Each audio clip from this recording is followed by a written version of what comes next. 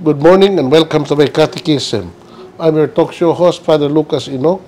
And again, we have our co-host, Brad Adam Ampier, the President of the Catholic Faith Defenders in the Archdiocese of Cebu. Today is the fifth Sunday in the Ordinary Time, and our Gospel reading is taken from the Gospel of Mark chapter 1, verse 29 to 39.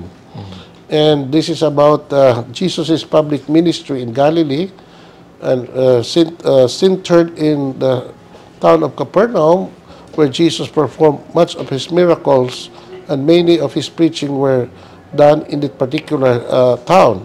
In fact, Capernaum served as headquarters of our Lord Jesus Christ in his Galilean ministry. And this is something that Brother Adam and I will be discussing today. Please stay with us.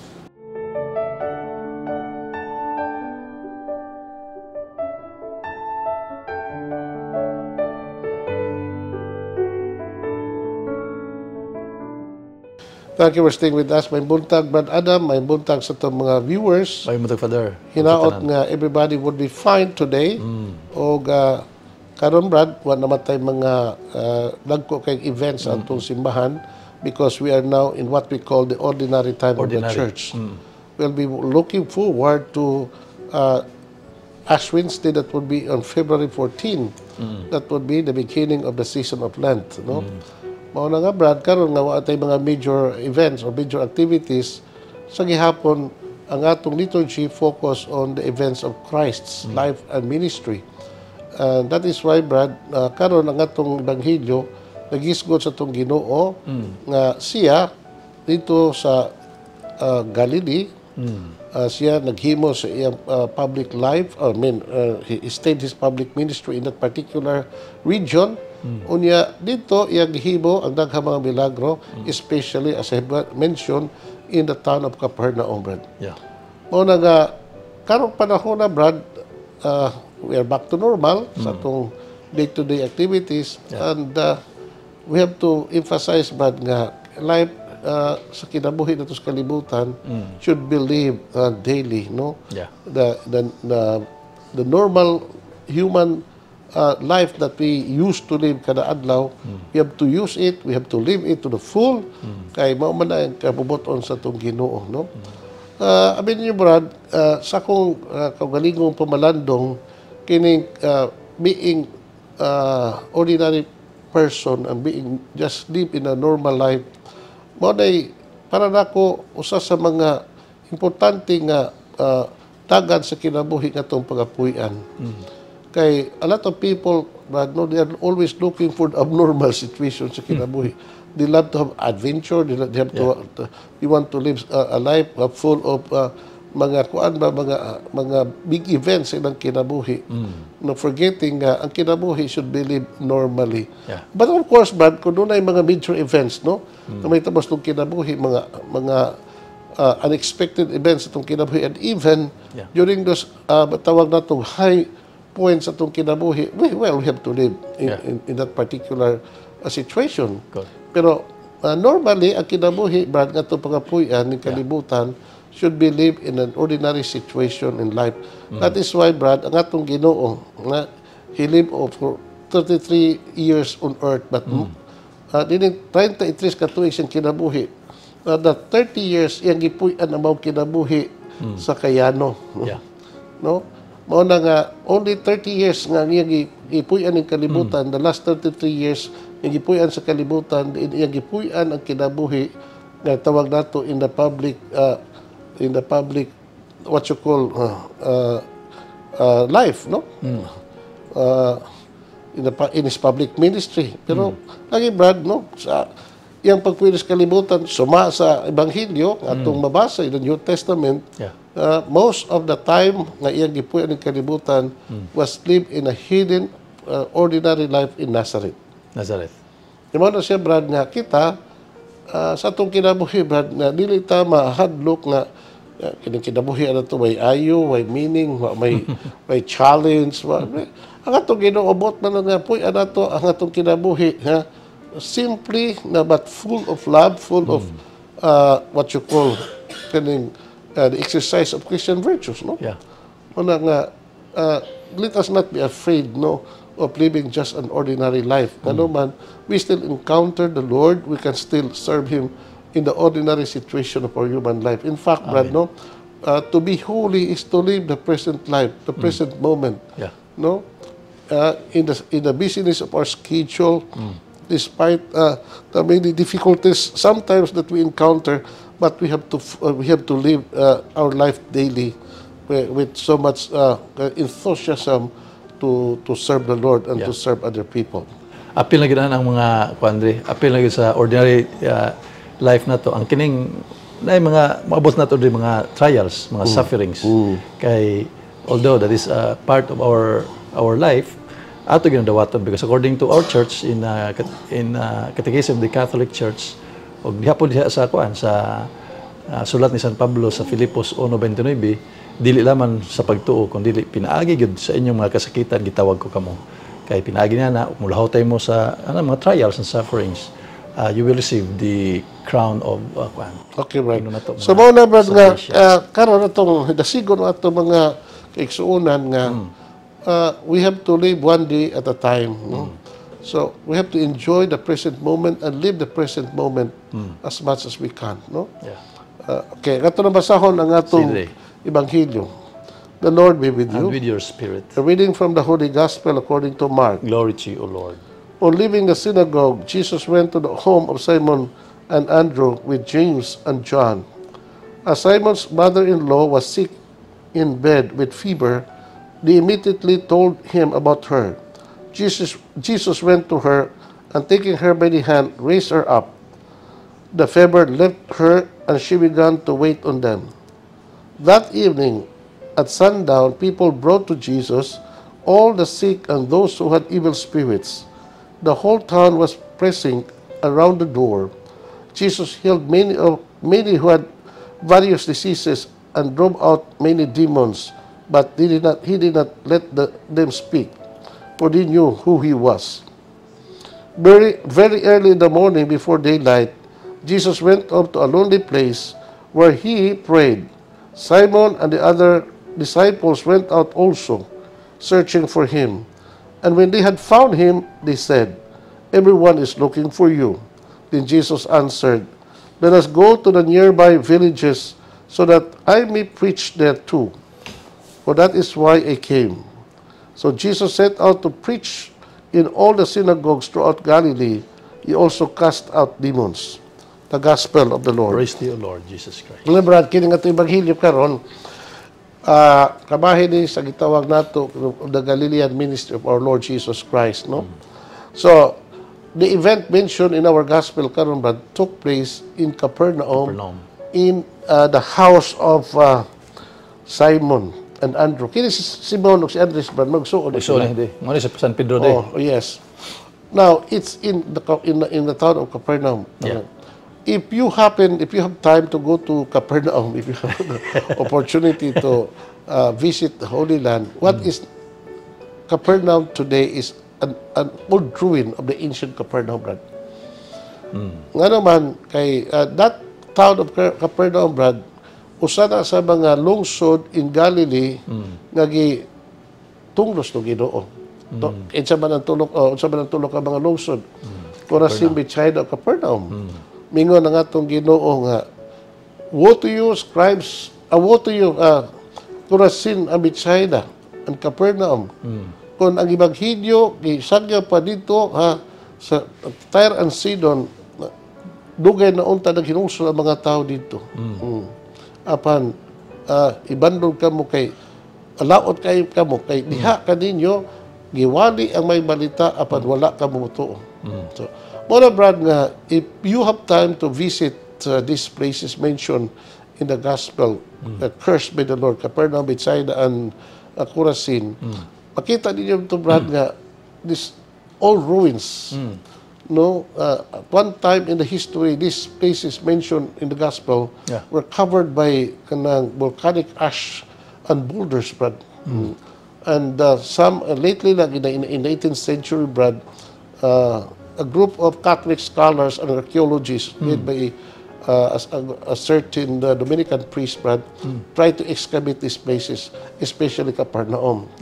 So what they had uncovered, no, what they had excavated, Brad, no, is the the whole town of Capernaum, Brad, niya, puros na mga ruins, Brad, no? Ruins. Mga old houses, small houses, stone houses, and it was it's very surprising that na preserved yun ang ruins sa gitawag og old synagogue. Tako kayo nagawas nga naapa ang kuan, napa ang walls o mga columns do mga kuan niya, wala hinoy atop, no. So that was the ruin of the synagogue mentioned in the gospel, Brad. Then dihapon sa maong ruin, Brad, dito biyan, no, tuwa dito ang kanang ruin sa house ni San Pedro. Oh, kita gid rin. Oh, dito man magstay ang atong Ginoo in his Galilean ministry. Yeah. Unya, on the top of the ruins of the top of the ruin of the house of Simon Peter, Brad, stands a very modern octangular church, Brad, no? Yeah, very very beautiful church, no? And then it's visited almost every year, Brad, no? And every time I went there, no, I used to celebrate mass in that beautiful church atop the ruins of the house of Saint Peter. Unya, there is an inscription, a plaque diha sa entrance, but that this modern church was built courtesy of Ramon Dorano Sr. of Cebu, Philippines. Okay. So, siya din ay nagtukod itong maong very modern church atop the ruin of the house of St. Peter. So, mao na siya, Brad, nga, we're very proud nga. Dito nga, usas ato mga igsuon nga sugbuadon, yang gigamit ang iyang resources na matukod ang maong simbahan, no? On that old ruin. Okay. Hindi, Brad, ano ako nag-isulti nga, aron magpaibaw ba nga, the truth of the Bible is both historical and biblical. So mao na nga kini gisulti sa ebanghelyo karon dili ni tumutubo nga sugilanon, but it's a reality. Amen. Nga doon na historical and what you call biblical basis. And we'll be back after this short break. Please stay with us.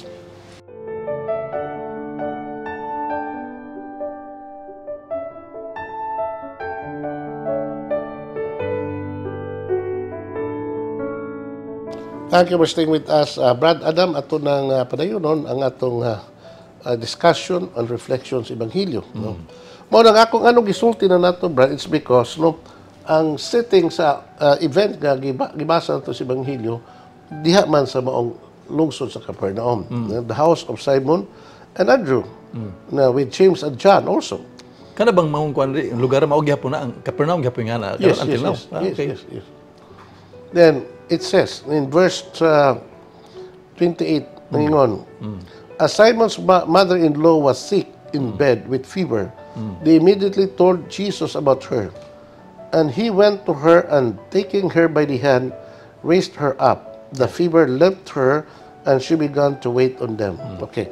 That means to say, Brad, nga, kining pag-ingon nga, ang ugangang babae ni Simon Pedro nasakit, naghilantan, kunya si James o si John, nagsuon magyapon ni sila, Brad, ilang sultihan itong Ginoo, may tungod sa kahimtang sa maong babae, who was the mother-in-law of Simon Peter. Moto nga, yato itong Ginoo, nga, yung binita niyang kamot, o ipatindog, o naayos niya. Ayo. Now, why we have to take very important what you call kuwada ng kanang message din daw ng Ebanghelyo, but it's because doon ay mention din the mother-in-law of Simon Peter. That means si Simon Pedro minyo. No, nga naman kay na may ugangan. Nga may ugangan sa tumo. So minyo si Simon Pedro. So bato ba yung tampo nga dili na nato na iba deny nga minyo si Simon Pedro. Correct. Oh. Yeah, mo man reality, Brad. What does it mean nga katubang mga tinunan nga wa mag-mention og mother-in-law sa to sila minyo or minyo ba, no? There was a possibility that some of them were married and others were not. Yeah. So, but that is not the main point here, no? Ang punto din ni Brad nga, ang atong Ginoo could always choose anybody, no? Yeah. Regardless of his situation in life, to become his disciples, no? Yeah. In fact, Simon Peter, based on the gospel karon, nga minyo gyud siya Minyo sa man diha siya. nga siya misulos ng Ginoo. It's not a problem for us Catholics, Brad, no? Correct. Nga karon, okay. Nya, that evening, giayo ni Simon Pedro, giayos ng Ginoo ang iyang ugangan. Ang ugangan ni Simon Pedro, that evening at sundown, people brought to Jesus all the sick and those who had evil spirits. The whole town was pressing around the door, and Jesus healed many who had various diseases and drove out many demons, but he did not let them speak, for they knew who he was. Okay, Brad? Mao ni ang ministries ng Ginoo, Brad. No? In the city of Capernaum or the town of Capernaum, Brad, no, the ministry of our Lord consists in two major, what you call, acts. Number one, preaching. Preaching, evangelization, Evangelization. Number two, healing. Healing Mao ministry. gina. And exorcism. deliverance, and exorcism. Deliverance. Mao gina siya, Brad, no? So karon, Brad, mao na ang mission sa itong Ginoo, no? To preach, to evangelize, and also to heal. Amen. Now, nga naman, tungod kay mao man nagikinahanglan sa mga tao kadto panahona, Yeah. ug mao sad na gikinahanglan nato karon. We need to be evangelized and we need to be healed. Correct. No, not only sa ato mga physical infirmities, Yeah. but also in our spiritual diseases, no? Kay ang tao, Brad, di lamang masakiton sa lawas, masakiton sa ang tao sa kalag. Amen. Ganos aman ang tao mahimong masakiton sa kalag, kana kung siya magpuyo diha sa sala, Correct. kung na diha magpuyo sa bisyo, guman pang mga dili maayong mga kahimtang siyang kinabuhi. Yeah. And when that particular person is literally under the influence of the evil spirits, no, he is not just sick, but he is matawag na to, Brad, nga not free. He is under the bondage of the evil spirits. And Jesus came in order to free us, Yeah. not only sa ato mga sakit sa lawas, but also to release us from the bondage of the power of the evil ones. Mao na nga to Ginoo, because he is a healer and deliverer. Yeah, he is also a teacher. Yeah. Mao man kay siya, mao man ang iyang tuyo, mao ni sa kalibutan, in order to pagtudlo nato so that we will be able to know the truth and come to the knowledge of God, no? So man Brad, nga katong Ginoo, mao na ang iyang main mission sa iyang paghanis kalibutan, and eventually to suffer and die for our salvation. Ikaw, Brad, sa may So dili lang on the part of spiritual life, Padre, hasta po sa physical. Kay niayo iya man pong giayo physically ang usa ka tawo, pero diya magud sa Psalm chapter 38 verse 3 tungod sa atong mga sala na nadaot or nagsakita sa atong nagsakita physically. Pero diya sa iyang pag-ayo, both physical and spiritual, through the sacrament of our Lord Jesus Christ, the sacrament of Karon, Brad, baptism. okay. Wa naman nato Ginoo physically, but what we have now is the church, the mystical body of our Lord, no? Pero nagpadayon gyapon ang mission ni Kristo sa pinaagi simbahan, the mission to evangelize and the mission to heal. So mao na, Brad, nga when we talk about the kind of healing that Jesus performed to these people, not only he healed in body but also in spirit, and that is what we call integral healing. Amen. Yeah, karon, Brad, we have to correct that notion ba sa itong mga tao ba nga a lot of our people ba are so interested sa ilang physical healing, pero wa kay sila concerned sa spiritual healing, which is the most important thing that we have to consider. No? Yeah. Mag-unsa ba nga we are physically healed, but we are still sick in our soul. Muna nga, before, sa panahon ng Ginoo, Brad, no? Yeah. Before di ayuhon ang mga tao, he also have to touch the soul of the person. Amen. Mo kinahanglan nga na kanong panahon na kay so many people are looking for healing, which is very normal, no? Yeah. Because of our gitawag self-preservation. Pero how many of our people, Brad, no, who come to us in order to be not just physically healed but also spiritually healed? When you go to the doctor, when you go to hospital, what they can offer is your physical healing. Yeah. But the doctor cannot give you what you call spiritual healing. Amen. Only in the church, through the ministry of the priests. That's why in Jesus instituted 2 sacraments. Na gitawag nato the sacraments of healing, Yeah. which is the sacrament of reconciliation and the sacrament of anointing of the sick. Kining duha ka sakramento, brad, gitawag ni the sacrament of healing. Yeah. So, the other 3 sacraments, no, gitawag the sacrament of Christian initiation that includes baptism, confirmation, and Eucharist. The other 2 sacraments, brad, baka the sacrament of Holy Order, the sacrament of matrimony, na gitawag the sacrament of Christian service. Yeah. So, that's how we categorize the 7 sacraments of the church. But focus na sa sakramento sa kumpisal, sakramento sa anointing of the sick, brad, kay mauni ang gitawag na to og a sacrament of healing, which is the ministry nga gi-perform sa itong Ginoo when he was still on earth. No? Iyang gi-evangelize sa mga tao, iyang giayo ang mga tao, dili lamang sa balatian sila lawas sa tanan, iyang giayo ang ilang kalag. Correct. Sa paagi nga iyang ipasaylo ang mga sala, ug sa paagi usab nga iyang gi-drive out ang maong mga evil spirits nga nag-dominate ito mga tao ug mao kini nga gihimos ng Ginoo. Ang naganindot ron karong panahon na during even sa karong panahon na sa hospital.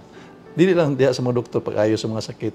Naapod ang kuan diri, naapod ka bantay ko na ang mga lay ministers o mga pari magkuan diha sa mga masakiton paghatag og Holy Eucharist or Holy Viaticum during the time sa diha sila sa sud sa hospital. So murag nindot ang simbahan pud nga naghatag niya ng kuan. Mao lagi na, brad, nga sa atong mga hospitals, brad, all that they can do is only to take care of the physical well-being of the patients, of the person.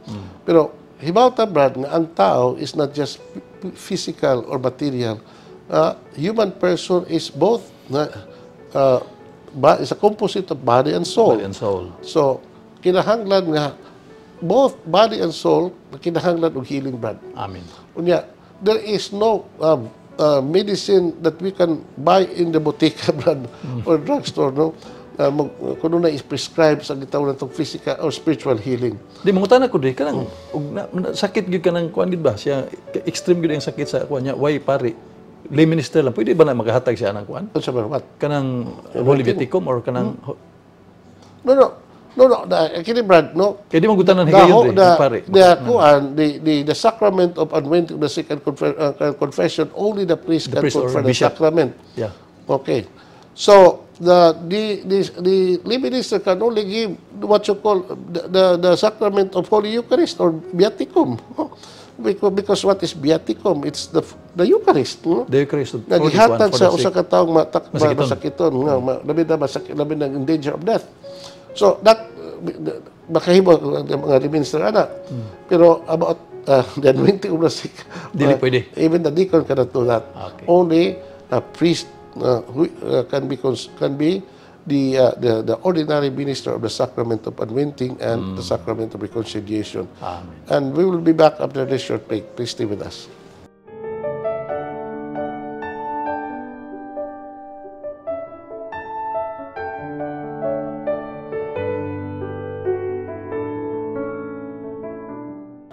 Thank you for staying with us, Brad Adam. Ato nang padayon ng atong manindot nga discussion sumas sa Ebanghelyo karon. So, mao ni, Brad, nga people kept coming in the house of Simon Peter in Capernaum. And paglisod na kayo sila pagsulo dito sa Bangbalay because so many people from all over Galilee and beyond, Brad, no? Dito may pusisok, nag-alirong, many of them nakinahanglan og tabang sa Ginoo. Yeah. So that was Jesus, no? Yeah. In his public ministry. And this ministry of our Lord to evangelize and to heal, no, ipadayon karon. Yeah. Through the ministry of the church, to the priests. O nga, Brad, nga the sacrament of reconciliation, the sacrament of anointing is very important. Amen. No, kay lagi ang mga tao karon panahon na, Brad, wa kay nila tagig bili o importansya ang the healing of the soul. Ang ilang ipakita is the healing of the body. No? Kinahanglan nga ang tao ma-heal both body and soul because we need what we call spiritual healing. Amen. Okay. Nakaroon, Brad, in verse 13, the 39, Brad, no? It says here, very early in the morning before daylight, Jesus went off to a lonely place where he prayed. Simon and other disciples went out also searching for him, and when they found him, they said, everyone is looking for you. Then Jesus said, let us go to the nearby villages so that I may preach there too. For that is why I came. So Jesus set out to preach in all synagogues throughout Galilee. He also cast out demons. Sa mga ni Brad nga, ang atong Ginoo, Brad, kung ato lang sundon ang rhythm siyang kinabuhi, no? Di lang kanunay trabaho. Of course, ang trabaho sa Ginoo, ang trabaho nga gipadala nga gi-assign kini sa amahan to evangelize and to heal and to save eventually. Pero ang wagi niya kanang hatagi ang wagi niya kikalimti, Brad, no? And which is the very soul of his life is prayer. Prayer. Now, Brad, importante ni, especially in kita na simbahan, Brad, if we want to be effective in our ministry, we have to follow the example of our Lord, no? To find time in order to commune with God. It is in that moment that, Brad, that we can gain what we call strength to carry out our mission. Amen. Brad, may importante kinang hibawas ng mga katawhan. All actions, all services without prayer, Brad, is makaingon ko, walay, of course, do I believe, but malisin ang iyang power. There are also some people who would say, all actions, all services without prayer is pure and simple social action. But it is not an act of apostolate. So, mga Brad, nga, usman ako, in order for our services to be effective and powerful, we need to be in constant communication with God. Kanong sa man na may tabo, sabas gibos ng Ginoo, that in the midst of our schedule, in the midst of our activities, no matter how busy we are, kinahanglan gyud nga you will always find time to pray. Prayer is very important, no? In our life, not only for ordinary Christians, but for all of us who are engaged in pastoral ministry of the church. Sa mga lay padre, during the time sa magsimba sila yung niya, alang diya sa simbahan, talking to the Lord, after sa misa niya, wala yung niya, kuan lang, passing lang dayon. That's very minimal kind requirements of Christian life, Brad, nga. Okay, I'm a Christian, I'm also a member of the church, no? It's enough for me to go to Mass on Sunday, which is very, very good, no? At least you will be able to fulfill your Christian obligation, no? To attend Mass on Sundays, no? And holidays of obligation. Pero para nako, Brad, no? It's not enough. Kana bayo man na Brad, yun, bayo ginagyan. Pero unsa na ka ang tao, ang Kristiyanos, ang Katoliko nga gawas nga way ampo-ampo pagsimba-simba. Mo ginalabing pait, no? Pero again, Brad, nga di lang tako to biha na sa atong kinabuhi, no? The demands of our Christian life is not just to settle the minimum requirements of what is being required of us, no? Kinahanglan po natong kumplituhon ang demands sa atong Christian life unsa man, no? Nga aside from fulfilling our Sunday obligation, we need to serve, no? Literally, no? And in the midst of our service, Brad, kinahanglan atong i-maintain ang atong atong relationship with the Lord, ang atong daily contact with the Lord, katawag natong pag-ampo. Apila ng kuandi kanang corporal and spiritual. Spiritual corporal works of mercy. Unya, find time to kanang itawag natong personal encounter with the Lord in prayer. Kana to mga devotions nato, Brad, no? Kay prayer, Brad, hindi lang kay in the liturgy we pray, because in the liturgy, the Mass, we pray together as a community, which is also very good. But we also have to pray individually. Kaya ito personal communion with the Lord. Katong gibas nung Ginoo, Brad, nga kada adlaw, kada gabi, nga siya mangitag lugar, mangitag usa ka dapit, no, nga hilom. Sometimes he would withdraw to the desert in order to pray. Kada brad, mao gina usab ang atong buhaton from time to time, no, nga while it is very meritorious and desirable to participate in the liturgy of the church, but to have a personal prayer is also very much recommended sa atong kinabuhi. Amen. Aron nga ang atong mga pagpangalagad dunay bili at tubangan sa Ginoo. So kung kita nangalagad nga nag-ampo ta brad sabas sa Ginoo, that kind of pangalagad nga itong gibuhat brad is a fruit of our prayer. Amen. So kung mangalagad na ta pure alagad, pure buhat sa pagpangalagad niya without our spirituality brad, that is something very kanang kayo ang itong pagservisyo man kanang Tawanan kayo. tawhanon niya lacking in spiritual Yeah. foundation. And kinahanglan yun nga kining atong pagpangalagad bunga na sa atong mga pag-ampo katong Jesus Ginoo. Karon brad, nunay usa ka punto sa ebanghelyo nga akong matigdan nga wala to ba tagi og pagtagad mo.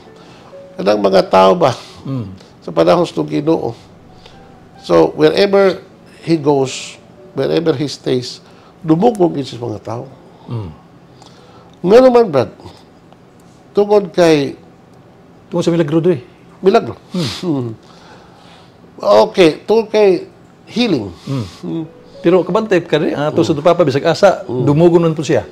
Mao lagi. Kay, what makes people come to Jesus in big number? Tungkol kay, there is something in our Lord that draws these people to Him. Yeah. Unsa man, He is the Son of God. And He is God, no? Yeah. And He is holy. Amen. So, mo na holiness, Brad, attracts people. Mao ginito. Kinamdaman kanunay, no? Ngano ka, Brad, nga doon ay mga tao isling ato muduol nato, mulikay man nato. Tingali ko ang tag-holiness. No? Instead nga ato magnetize ang mga tao nari nato, ma-refill man nato. Oh, refill day kay There must be something in us, Brad, nga why are we not attracted to some people? Na ibang din nga mulikay kay sus mangutang na pud. No? Nga naman nga ang atong Ginoo ug mga santos na to, not just the Holy Father, like Padre Pio, no, like all the saints, no, Saint Mary Vianney, no. Yeah. Ano man nga so many people love to go to their sanctuary, to the places where they live and die. Kato ko na si Kuandre, si Monsignor Kamamot din, duulunod yun ko na. Ano man, tungod lagi nga in expression ba nga, holiness attracts people. Because there is beauty in holiness. In fact, para sa ubang mga tao, Brad, of all beauties in this world, none can compare to the spiritual beauty of that person who is holy. Amen. Mo nang Brad, manalan to sa kinabuhi. Ano man di man ganahan ito mga tao. Perhaps there is something wrong with us. Perhaps we are lacking in attraction sa pagkatao. Why are we lacking in mga tao ma-attract nato? Because we are not that holy enough. We are not that good enough. We are not Christian enough. We don't exude the love and mercy of God in our life. Amen. Mo na nga, challenge na to as Christians, not only as priests, but everybody, no? Yeah. Why are some people are not attracted to our life, to our person, to our presence? Perhaps, no, there's something wrong with us. Why people, instead of coming to us, no, they would shun away from us. Ano man? But there must be something wrong with us. Ano? Busa, panikabutan na to, Brad, nga unta, nga ang mga tao, no, ganahan, muduol nato, lumataw nga people, sa atong presensya, they will be inspired by our presence, no, inaot nga, maunay mahitabo nato, Brad, no, and it can only happen to us if we are stay connected with the Lord, the source of all holiness, the source of all beauty, the source of all attractions, and that is the Lord, and we must have that in our life. Mo na ni Kuandre, bato balani. Ito wala din sa gugma. Mao na siya, Brad. Amen. So, I hope nga atong katawhan ma-educate din ang atong pagtulunan ron, Brad. And we hope that we people of today, we Christians of today, followers of our Lord, we must try our best to make ourselves attractive to some people by the way we practice and live our Christian lives in communion with God. Amen. The Lord be with you. And with your spirit. Almighty God bless you, the Father, the Son, the Holy Spirit. Amen. Amen. Thank you and good day. Praise the Lord. Hallelujah.